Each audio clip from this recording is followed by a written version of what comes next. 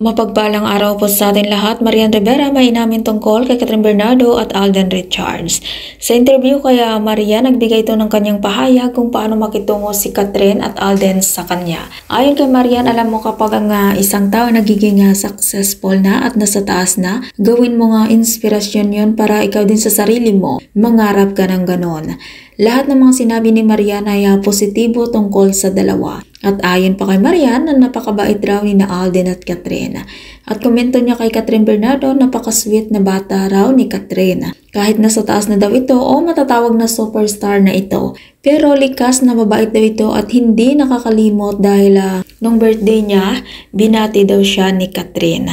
At si Alden din hindi nakalimot, nagpadala daw ito ng bulaklak sa kanya nung birthday niya. Ayon kay Maria, nakakatawa yung mga ganon na tao. Talagang napakabait nila.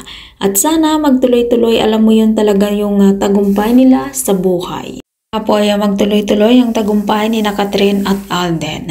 At kung hindi pa nakasubscribe ng aking channel, mag-subscribe ka na sa aking channel, Ives K. Velasco. Maraming salamat at mapagpalang araw po sa ating lahat.